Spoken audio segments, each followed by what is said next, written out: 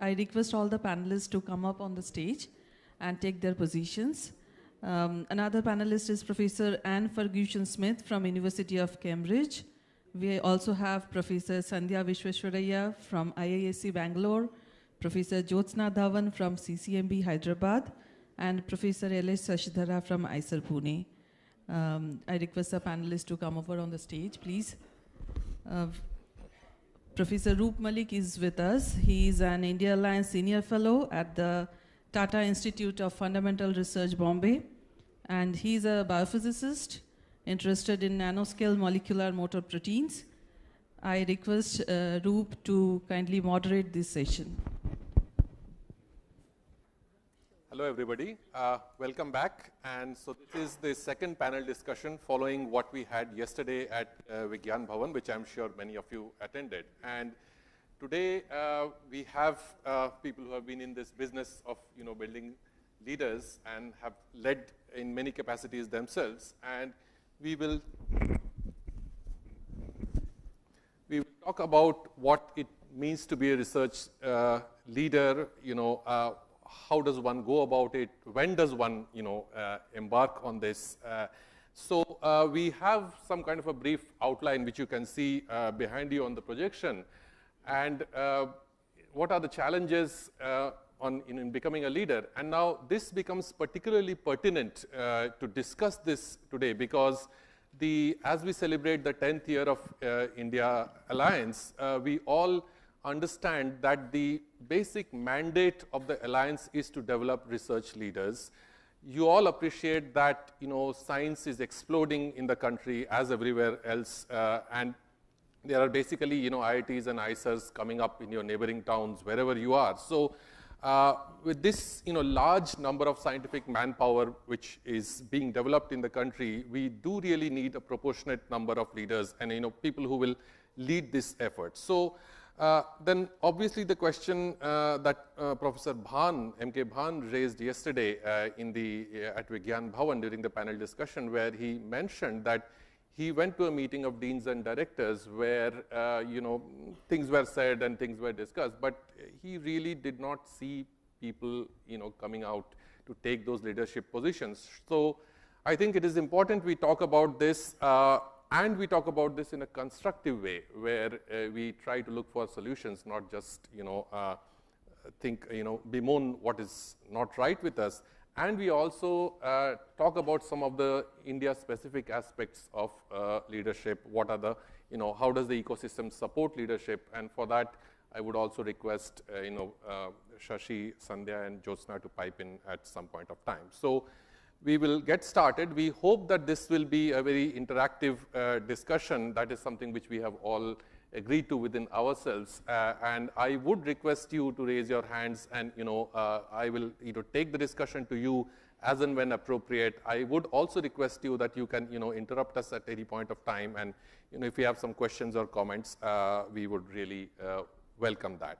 So then maybe we can start with what is it that what do you see as a leader? Who is a leader, and when do we start leading? Maybe I will start with you, Noel, to get your thoughts on that. What is your perception of a leader? But before that, let me just remind you one point, that we are in Delhi, and whenever I come to Delhi, when we talk about leaders, we talk about policies and directors and all those kinds of things. So this is not about that. This is not about leadership on that level, but leadership on a day-to-day basis where you basically advance things around you. So please, Noel. Okay, so get started. So the art of academic leadership is probably the science of herding cats. It's not corporate leadership. We don't have command structure in academia. We don't have one person saying what can be done. We're in charge of our own grants. We tend to be opinionated people. So I think anybody who's been on the corporate management course, I doubt it has little relevance to what academic leadership is. But the question was really, where does it start? Well, I guess it starts, I think, really from probably the first group you have. I don't think it really starts as a PhD student, and I don't think it starts as a postdoc. But the first time you have a group, you have to lead. And certainly when I first started as a PI, there was no such thing as a training course on leadership. There are now training courses on leadership. I don't think they train you how to be a leader, but there are courses on this. And then your responsibility then as a leader is to yourself and to your team. You have to get to know how to work with people. Again, there may be your PhD students, but those of you who've had PhD students and postdocs recognize that you can't tell them what to do. In fact, if you can tell them what to do, they're probably the wrong student. Get rid of them. Your best students are the ones who don't do what you want them to do. So you're working with people, and this fuzzy line between leadership, by which I mean command, and mentorship, by which I mean persuade, that's what I think you have to transcend in academic leadership. You have to bring people on board. This goes all the way up to once you start sitting on committees, you end up having the power of persuasion. You do not have the power of command, even if you're a dean or a vice chancellor. So I think it's a very different style of leadership in academia to what you might find in the corporate sector. Yep. Maybe Anne, would you like to comment on that? So yeah, absolutely. I think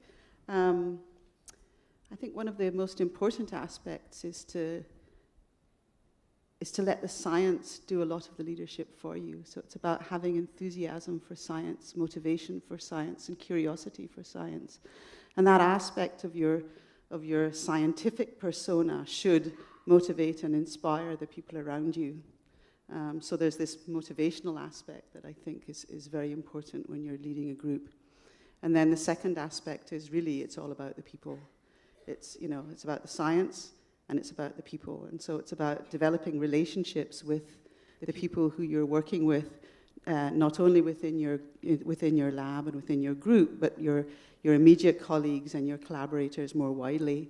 And it's developing a set of standards that you feel important to you to live by in that kind of context, which is about respect, and it's about communication, and it's about, I think, also having a spirit of generosity. Sharing your science with other people, motivating other people and inspiring other people about the science that you care about. And I think if that little package comes together comfortably, then everything else kind of follows naturally in its place. Great. So in that context, perhaps one of the questions that comes up is that, to be recognized as a leader, you need, in the academic field, you need respect from your colleagues. And that probably to some extent comes about when you have yourself achieved something scientifically, so that your colleagues, your younger generation see you as somebody. So maybe, so now this you have to balance your own academic achievements with taking on greater responsibilities. So would Sandhya, you would like to comment something on that? What's the best way of? I think there are many of us for whom the prime motivation for being in science is to do good science. And I'm not very sure that we think too much about taking on leadership in institutions. We don't factor that into our thought process. We just want to be good at what we're doing and possibly being recognized for the science that we've done. In the context of then having to be forced to take on an administrative responsibility at a later stage in one's career, there is this very difficult decision that you have to take in terms of how much time you can give to your science and how much time you can give to administration. And I admire people who are able to do 50-50, but I think you, at some point, are compromising on one or the other. And if you decide to take up administrative roles, there is going to be a compromise on your science, and you're going to have to live with that. It's a decision that you take, and most of these decisions are taken at later stages in your career. And I think most of the audience is below 45, maybe 50, and perhaps these thoughts aren't even entering their heads right now, and they should not. This is the curse of old age, that at some point of time, you may be asked to take on responsibilities that will take away a little bit from your science, maybe not a little, maybe a lot. And there are some very influential administrators of science in this audience as well. And I'm sure all of them have made a conscious decision to give up something for the sake of perhaps in their view, only in their view, a greater good. So I think that takes us nicely to Shashi. So Shashi, when does one start to get into these decisions of policy making, doing things beyond your lab? What was your own experience? Can you tell us something about that?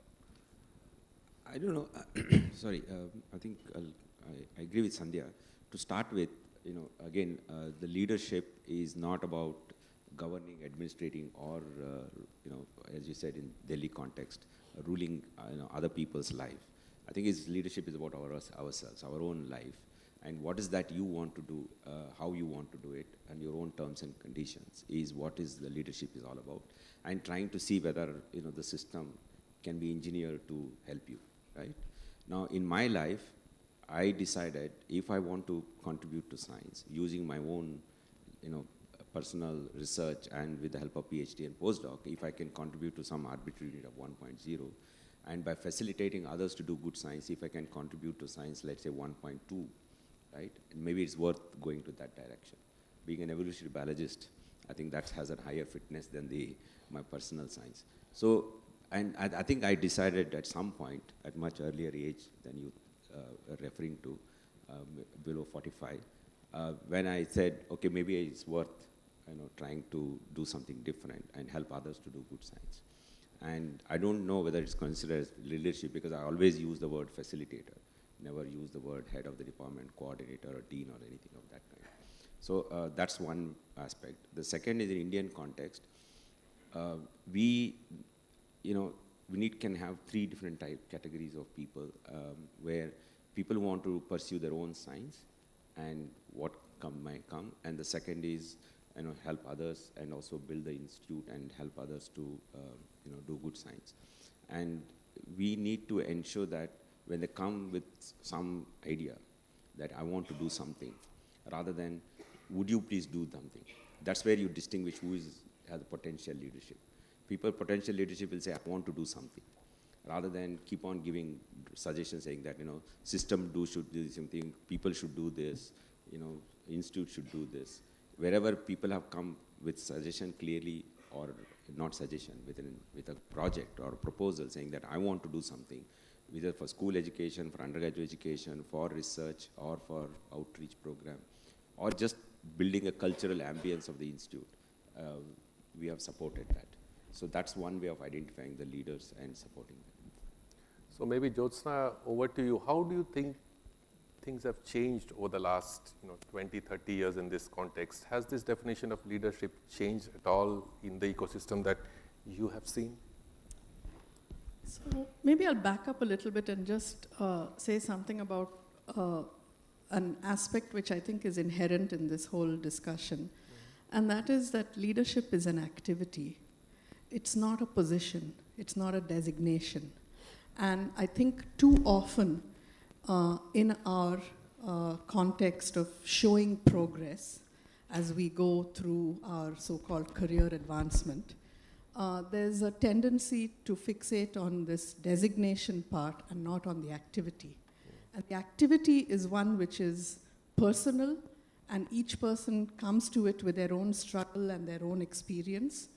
And I think that is something that we need to focus on much more. And I think India is not different from anywhere else in this.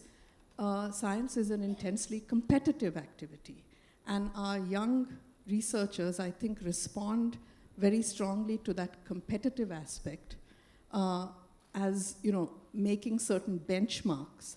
But actually, the competition should really be with yourself, which is you at a certain stage and you later on in an understanding of a problem.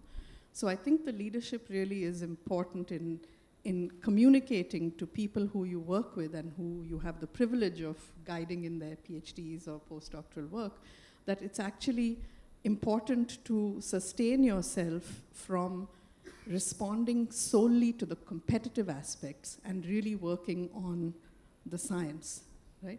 And I think that is something that if you can set that ethos in your lab, and I've seen some who are very successful at that and some not so, and I think it's going to change at different times in your career because you too are responding to stresses which are external and many which are internal, because science is a self-driven process. So in terms of what's changed, I think there has been tremendous change over the last 23, 24 years that I've been doing this. One of the things that has changed dramatically is not, and it's not specifically leadership issue, but it's an issue which affects all of us, and that is, I think that the demographics of students who are coming to our labs, and this is an India-specific thing that I'm talking about, has changed dramatically. 15 years ago, most of the students who were coming to our labs were from the more elite urban institutes. Now we have students from everywhere. So I think, and this is a very, very positive thing, right? But it also means that there are cultural issues that have to be dealt with in working together as a group. Most of it has been dramatically positive. So I think that this is a really great thing. But it also means that a leader of a group has to be sensitive to interpersonal relationships within a lab and build things that are actually encouraging to everybody in the lab and not just catering to a set of people who immediately understand what it is that you're saying. So that, I think, calibrating yourself with everybody's capabilities is something which is important. So I think I went a bit off the mark there, but... No, well, thank you, all of you. So would the audience have any comments on the things with respect to this issue? What do they think is leadership about, please? We'll keep this slightly short because we have to get on other things, but is there a mic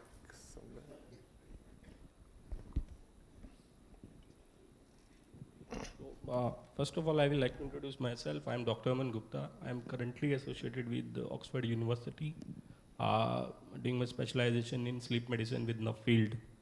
And so my question is, to Professor Jyotsna. Ma'am, I want to know your opinion, how the top-notch universities and institutes, they help develop leadership. You spoke about, you are now getting students from different parts of the, Indian, earlier you were having the top-notch students, now you're getting, other students as well. But leadership qualities has something to do with an institute you have been working or being trained into. I just want to know your thought on that. So if I understood correctly, what you're interested in is how have the institutes with which I have been associated recognized and developed leaders? Yeah. So, every institute has a structure which recognizes people who achieve scientifically, right? And so that's what I meant by the sort of marks that are along the path. Now, some of those are deserved, some of those are not deserved, right? But let's not get into that. I don't think many institutes have a strategy for identifying leaders. So, and I think this is something which you can't legislate. It is something that grows out of the culture of individual institutions. Perhaps what one can say is that it's important that one takes into account not just the the awards and the rankings that come along to a person, but really, how are people doing in their labs? Have they identified deep problems which are important and are they may take time to develop? How do they interact with their students? What is the culture of egalitarianism that they sort of create within their environments? Are they people who are going to, as Shashi said, step up and do something without just complaining about an issue which they can see is systemically a problem, right? So I think every institute deals with this in different ways. But I will say, yeah, Shashi has something to add here. So one easy way is, leadership is also like an expression of something, right? It's like a creativity. So you give them an opportunity to express. And more the number of times they have an opportunity to express, a true leadership, maybe be able to be recognized by the other leaders of the institute. So one way is democratizing the entire process of the institute or the organization so that everybody has something to say, depending on who says what thing, how they, what they say, how much they practice.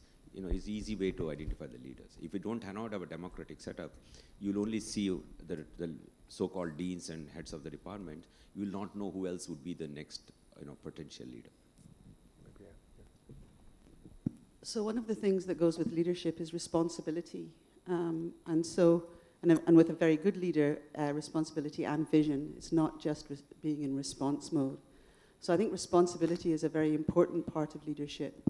And to train people in leadership, you start by giving them responsibility for things, maybe little things, and then maybe slightly bigger things, and then slightly bigger things, such that they they develop comfort in taking responsibility and confidence in taking responsibility. And then they, and of course some people don't like it and don't want to take responsibility, and they make a choice to not take leadership roles. But those who are comfortable in it and like it and do it well are the ones that you nurture and success, and integrate into succession planning opportunities. So unfortunately, with responsibility often comes more responsibility. So that's sort of how you develop a leader, I think. We can take a quick comment from the audience. Yeah.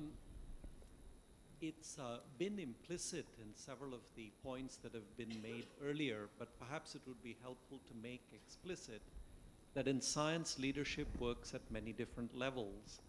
And although there are common features and attributes, what it takes to make a good head of a lab may be quite different from what it takes to lead an institute, may be quite different from what it takes to lead policy development at the government level.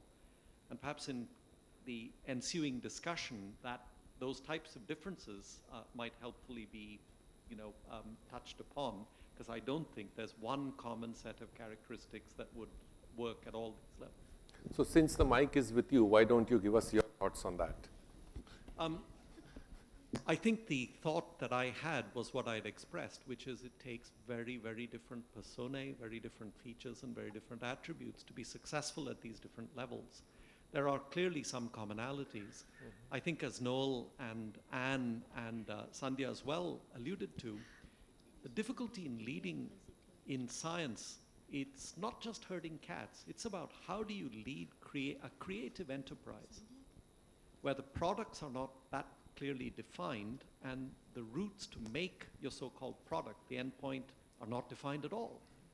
I think it's, this is what makes the whole thing complex, and I really don't have, anything to say that would characterize what you'd call a good leader at any of these levels. My experience has been there are people with widely differing personalities and differing skill sets who are extraordinarily successful in all of these things, leading labs, leading institutes, and in influencing policy. Would you like to add to that, Sandhya? Maybe a little bit of digression, but I think there is one common core that perhaps all leaders and presumably all human beings should have, and that is empathy. And I think we must look at all the people in our environment, whether our students or our colleagues, as being individuals. And we must make an effort to try to understand them as human beings first, and then later on cater to other needs and requirements for the scientific enterprise. And there is no good leader who doesn't have empathy and responds to their surroundings or their environment. And the way that one responds depends on one's own character. Let me quote Shakespeare here: "This above all else, to thine own self be true." It is extremely difficult for many of us, and especially scientists who believe in truth as being their driving motivation, to compromise on aspects that they believe to be very, very strongly, important to them as human beings. Ethics, ethical approaches to whatever you do, whether it is your science or you're dealing with another human being. These are all characteristics which are going to influence the way that you deal with situations. And you can't take the human element out of any decisions that one makes as a leader. Noel?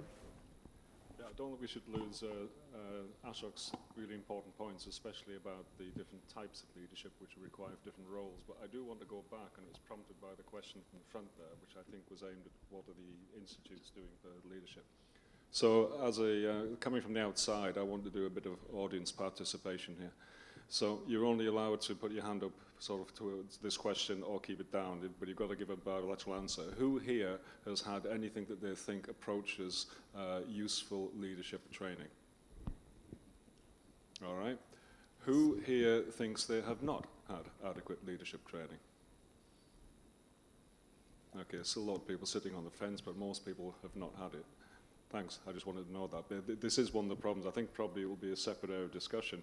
What constitutes training? What can you be trained? What can only be learned by example? Maybe we take a question from the Rashna there. we've been talking a little bit in abstract terms, and I think I really appreciate what Sandhya said about empathy being a quality in a leader. That's really important, because whether you like it or not, every lab head is a leader and a mentor. And I think it would be very naive of us to think that every great scientist can also be a great mentor and a great lab head. But one never hears anything about testing leadership or mentorship qualities during recruitment. You put in a project proposal, you get your echo letters, and you're appointed, and then said, okay, here's the money, get your students and start. Can that change? Can we actually look for leadership qualities during recruitment? Is that happening anywhere? I mean, to some extent, in some places, at least, we try to practice in our institute and also in the committees in different institutes when I was there. Sometimes this discussion comes. How good is this person a mentor? There's usually in the CV they have to mention, have they mentored undergraduate students or master students? They would, because usually they come after postdoc. It's very difficult to have, because they would not even had an opportunity to mentor others, right? So, ability to collaborate is one way of, reflecting on their mentorship, because how well you can collaborate with others is also a reflection of to what extent you can, interact and socially and in a very friendly way, in a very productive way. And that's somewhat a reflection of good mentorship too. But there's no really ideal way of identifying unless you put them in the field, jump into the akhada and then see, what will happen. Sorry. We'll request Anne to. It's not that hard to actually integrate that into application processes. The Wellcome Trust, certainly, being somebody who applies for grants to the Wellcome Trust, has sections where you have to fill in your information about who is in your lab and how you run your lab and how many people you have and who you've trained and what they've gone on to do. And so there's a section in the application that the reviewers read that looks at your track record in that area, and it doesn't take up a huge amount of space, and it's something that I always appreciate and read when I have grants to review. It tells you quite a lot about the PI, and it's not a difficult thing to do. So I agree that that's probably a useful exercise somewhere down the line, after you've had your job for a bit. But responding to Rashna's question, which was, can you recruit based on some signs of leadership? I think it's very difficult because, my own experience of being a PhD student and then going on to be a postdoc, when you get your lab for the first time, I think one has no idea when you walk in that door of all the disparate activities you're now going to have as your responsibility, which you simply didn't realize your mentor was doing while you were a trainee at any level.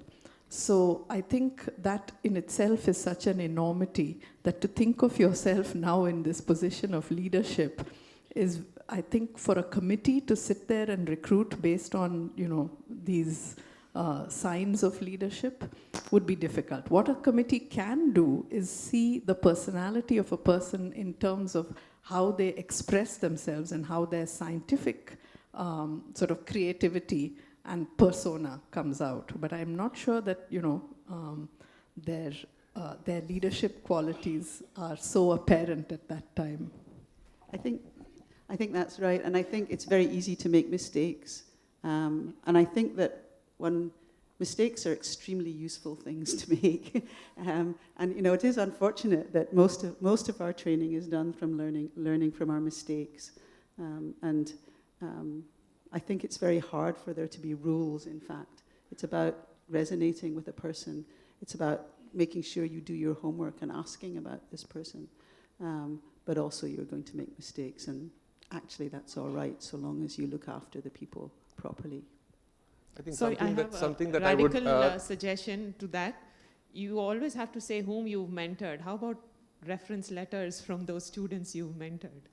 That's exactly the point I was coming to, that when you write reference letters for people you have trained. You can set a benchmark for the future career so that the people will actually realize that there's also part of their career progression. For example, all the major recognitions like Fellowship of Academies should be largely based on the mentorship, not just only on the publication. And I think also when we, write letters for people who have worked with. This is something which we should, dwell on. What leadership qualities did you see in this person? We can. Yes, I think, Rashna, you have a very good question, and I had the most eye-opening experience very recently that is related to that. After spending 16 years at Johns Hopkins, I went through a series of interactions to move to Mayo Clinic. And in no uncertain terms, they told me that if you want to be a star here, this is not a place for stars, but this is where we have constellations. And all of their background checks over 1 year were aimed at whether or not you're a team builder, whether or not you're a team player. It was very, very important. And now that I'm there, although for a very short time, less than 3 months, I can see that this is a place like almost no other place I've ever seen, where the focus is on people working together and trying to solve a common problem. And they actually have leadership courses. They have administrators whose sole job in life is to help the academic leader. They run an academic institute almost like a corporate enterprise. So in some ways, they take the best of corporate world and then they bring it into academic ways. But they are very highly selected. There are very few positions.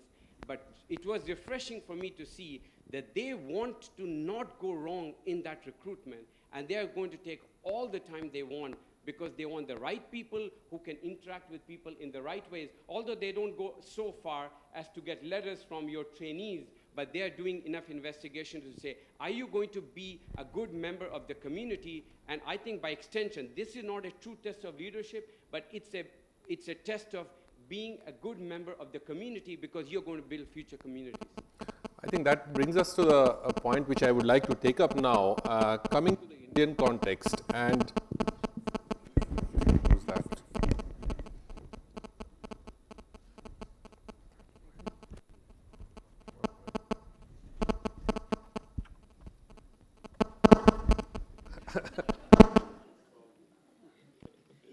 Yeah, so Which brings me to the Indian context. And because Noel, you have been associated with the Wellcome Trust and have seen now over the years how things work or don't work here.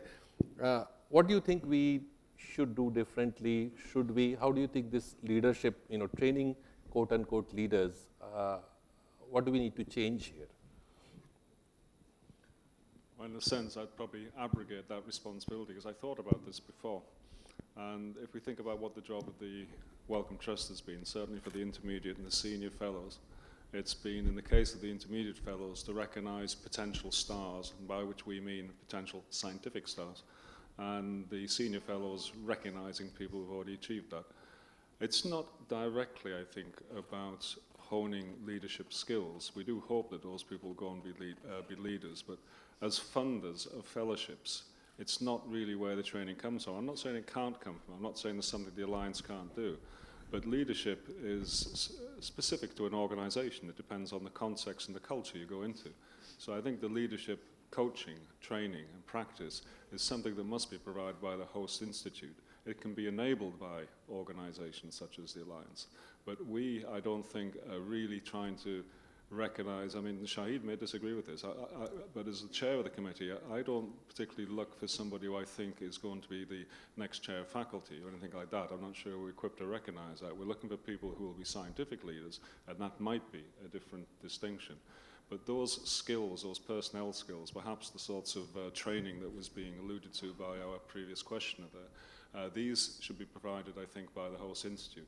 Maybe the Alliance can do something about enabling that discussion, but I don't think it's our job as electing fellows to actually really be responsible for that duty. So I'm not trying to abrogate it, it's very important. There's a difference between suggesting people for roles for scientific leadership in a particular domain and recognizing how they may provide leadership within an institute or a university. Jyotsna, would you like to pick up on that? Yeah. A little bit sort of in reference to Akhilesh's question as well and building.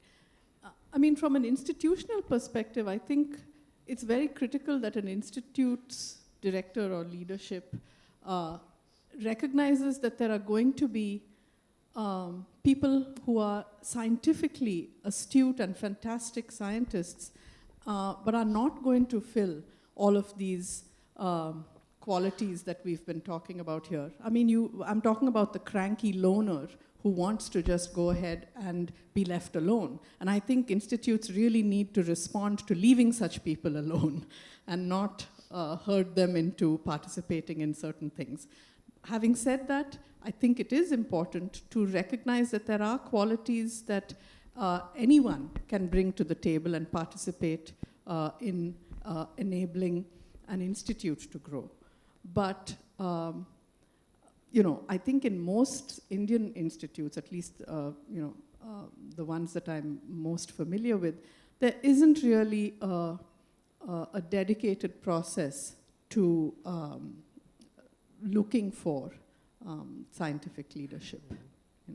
And I think that we could do with a bit more explicit thought, at least. If not, the trouble with having these kinds of things is that they get very quickly prescriptive, and that should not be. It needs to grow organically within the culture of an institute, I think. So, I somewhat sort of disagree with Wing Ashok to some extent. The idea is, see, India is moving, from so-called service economy to knowledge economy. Now it's fourth or fifth largest economy, but our R&D community is several times smaller compared to Europe or USA, and we are expanding. And in this expansion, we had to bring in a completely new way of governing our academic organizations, which is very different from the 100, 200-year-old bureaucracy we are all very familiar with. So in that context, I think what Noel said, I think training is the most important thing. We need to identify leaders. We may have to make some compromises and train them and make them to understand the nuances of academic leadership, and then trying to bring them. We cannot have enough number of natural leaders who can take up academic leadership in this country. I think we may have to proactively make some people to understand the requirement and train them to take up the leadership program. If I can just add something, I think the kinds of leaders that you need are going to change very dramatically over the next 10 to 15 years, as they have changed if I'm talking India-centric right now. At the time of independence, perhaps the leaders that were required were those that could make decisions and get jobs done, because the country was in a sad state and we needed to build institutions, we needed to set them up, we needed to make sure that science could progress in the country.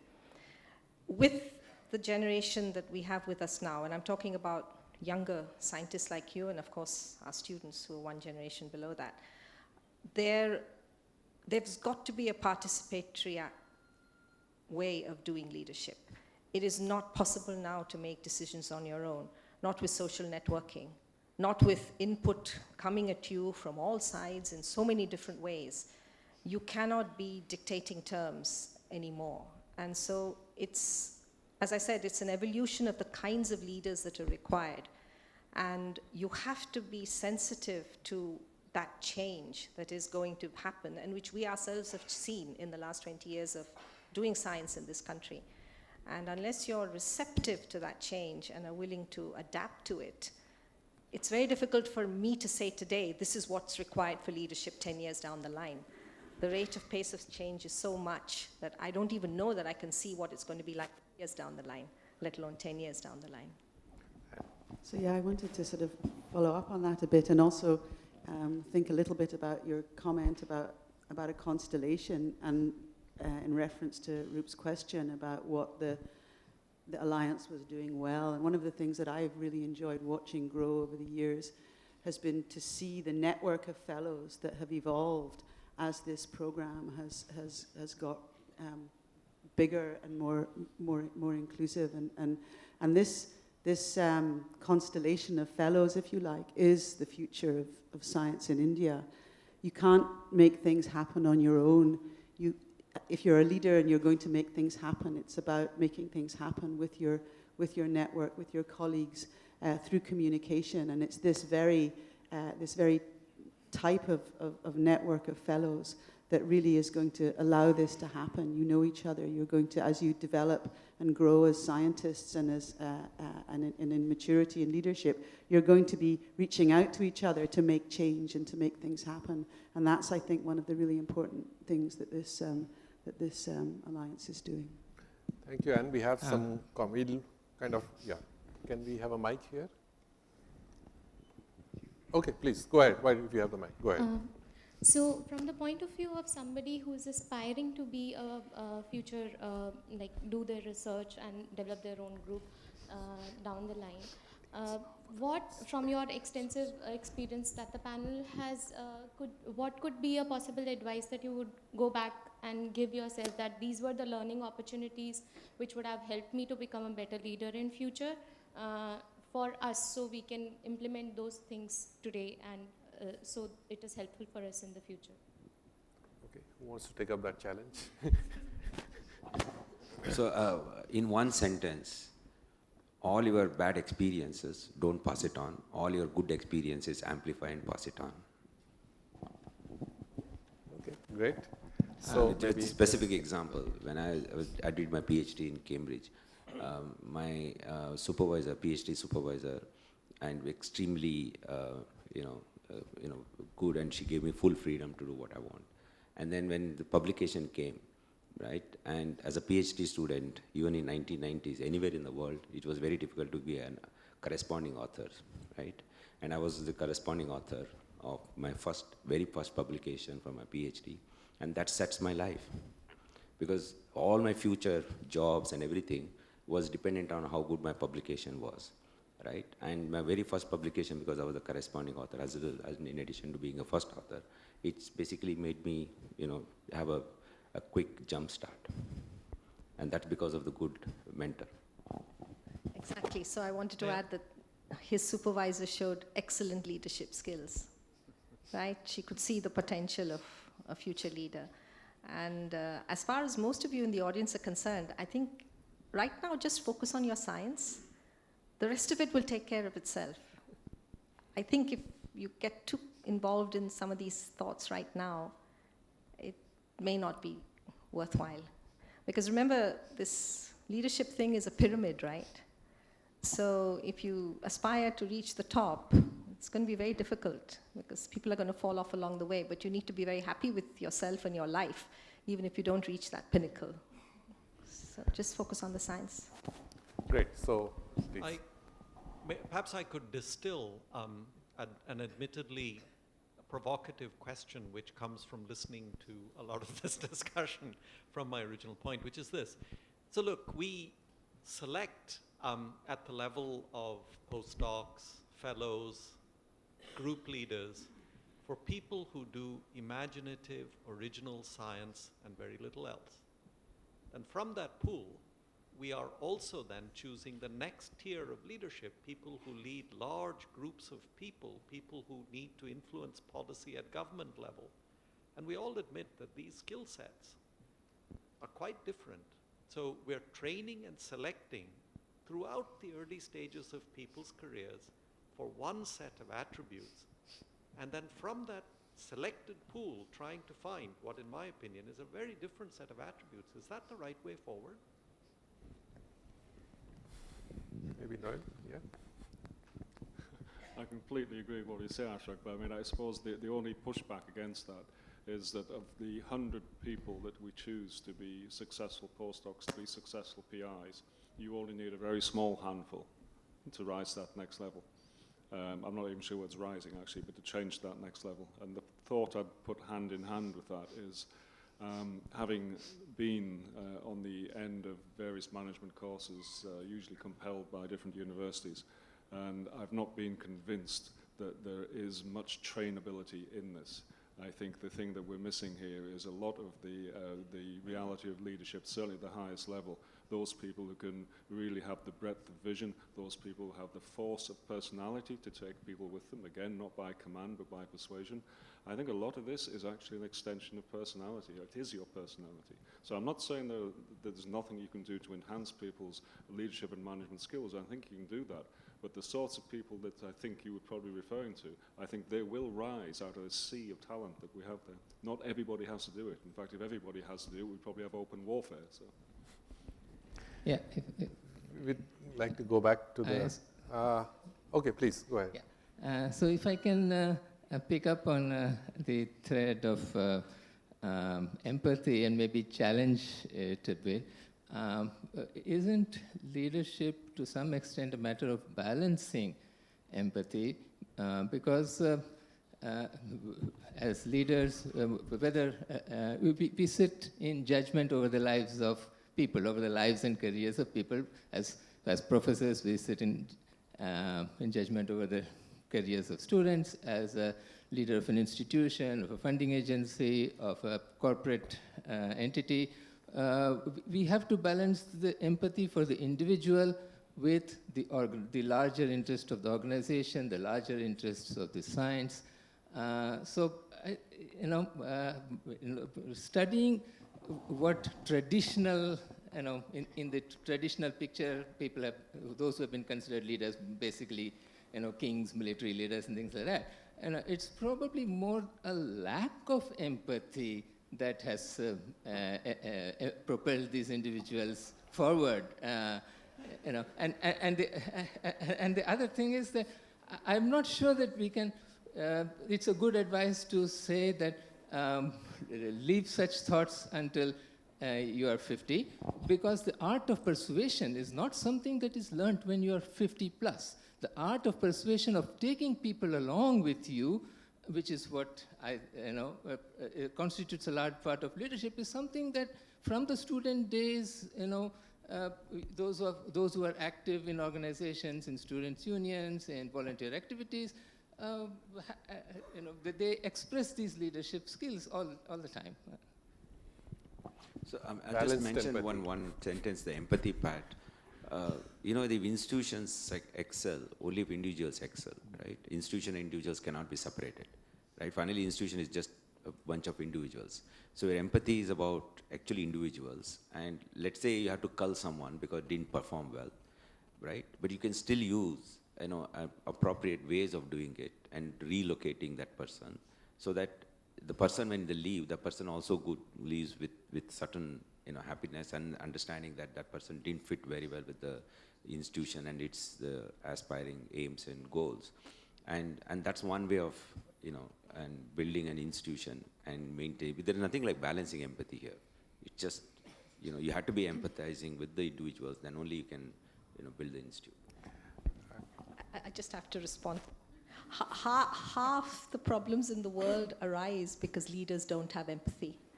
If you just think about some of our political leaders out there right now, not necessarily in India, the problems are arising because they don't have empathy. So when I mean empathy, I don't mean sympathy. I mean empathy in terms of understanding another human being. And as Shashi correctly pointed out, yes, there may be some hard decisions that you have to take, but how you present that to the individual, you do based on their character and their personality. That's what I meant by empathy. The second thing that you said is about learning skills of leadership from very early on. It takes a long time for us to be able to persuade our children how to do things, right? So we grow with them, and it's maybe by the time you're about 40 or 45 that you feel that you're on the same plane as your kids. So it does take time to learn this ability to be able to persuade and convince people around you. It's not that easy. Thank you, Sandhya. We'll go to the lady at the back there. Yeah. Hi, thank you. My name's Anna. I'm here from the Wellcome Trust. I missed the very beginning, so I apologize if this has already come up. But and following on from the last couple of comments, actually, I'm struck by the slightly strange gender neutrality nature of this discussion about leadership. I was at the Women Leaders in Global Health conference last week that Wellcome sponsored in London.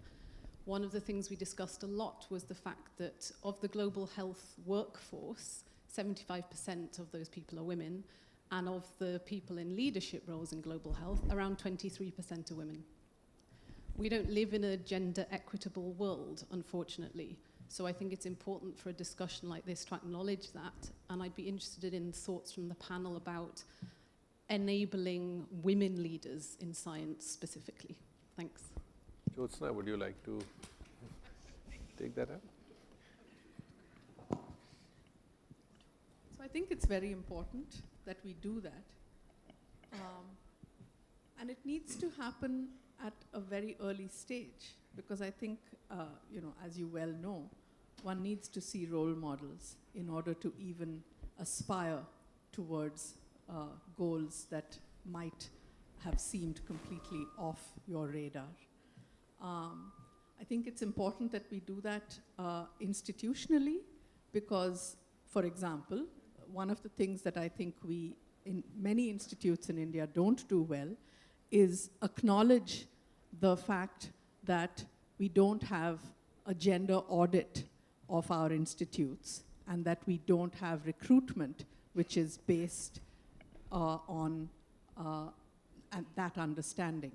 Invariably, faculty search committee discussions sort of devolve into a question of merit versus gender, and that should not be.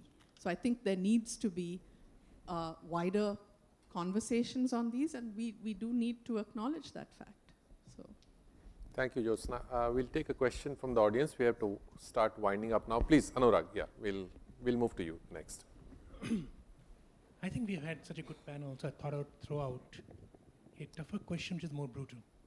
Because so far we've been talking about things like gender neutrality, empathy. Anurag, can you speak where up? Organizations are supreme.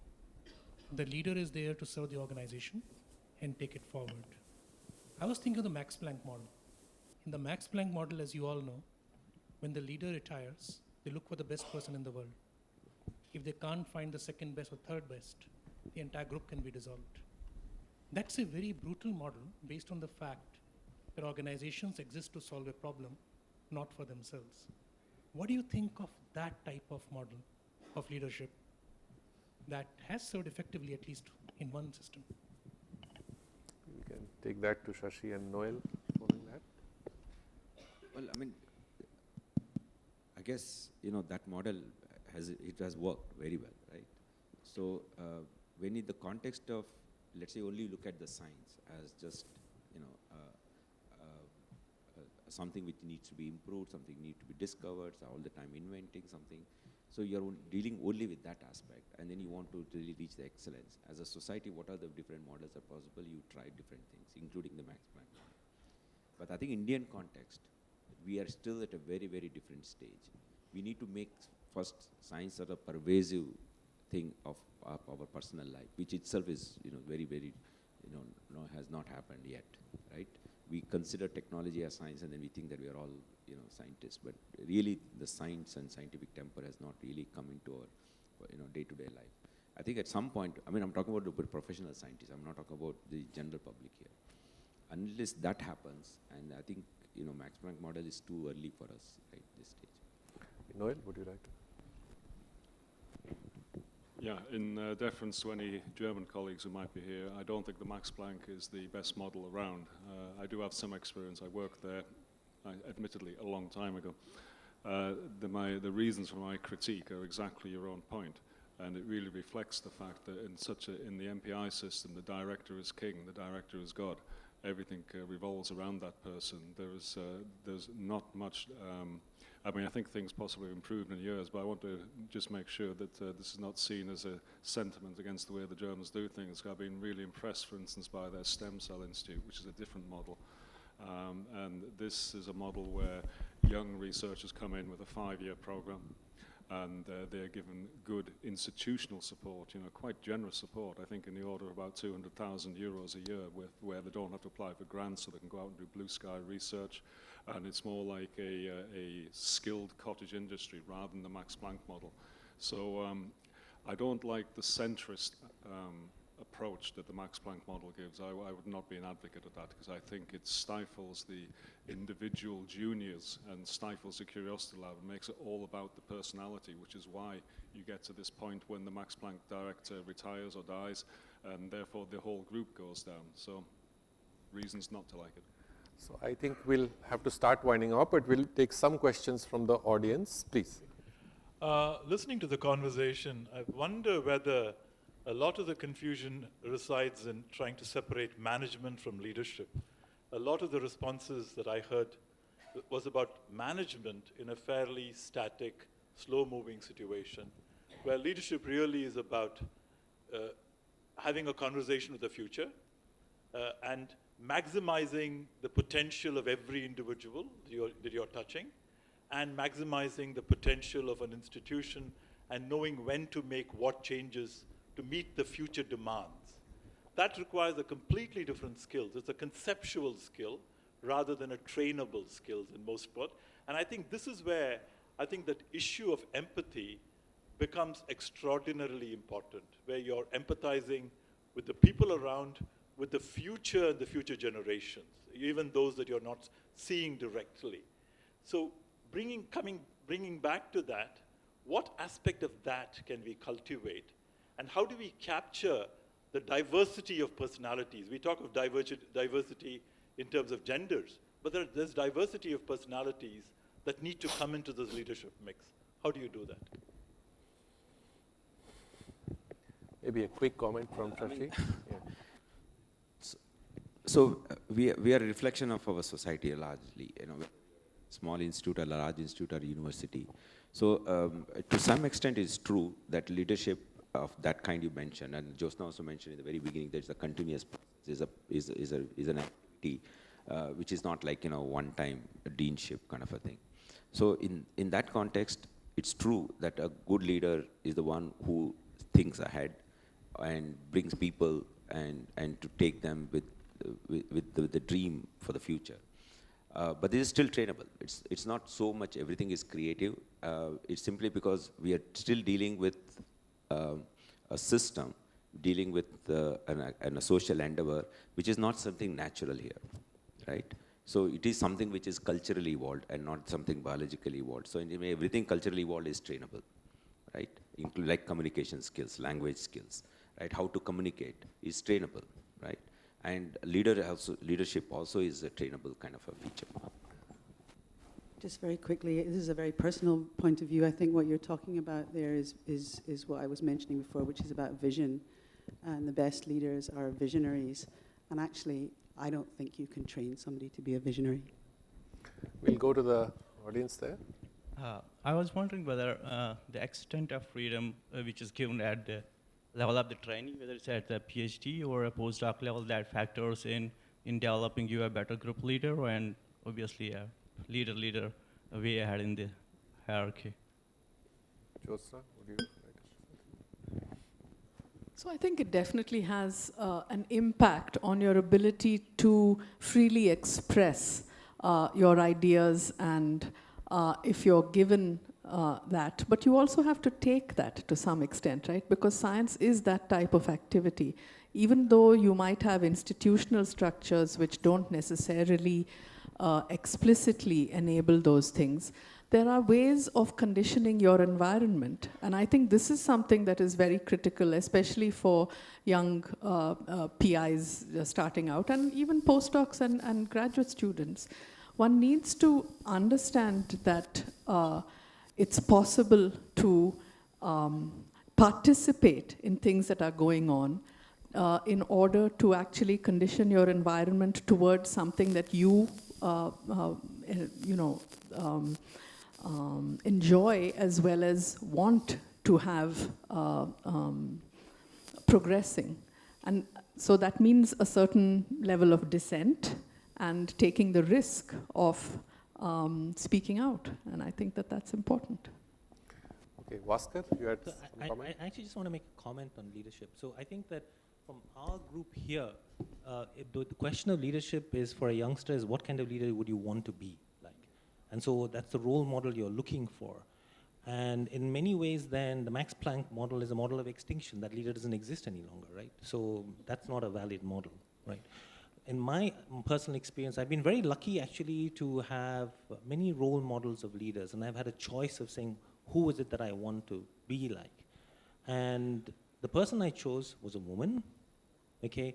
And the reason I chose her was, for one reason, is that I realized that long after the students had gone and they'd become famous professors, whatever, outshining this leader, they still came back to pay homage. They still came back to say, ma'am, how are you, okay, and how was life, okay? And that was because of the empathy she showed, okay? And that's the kind of leader I wanted to be. Thank you. Thank you.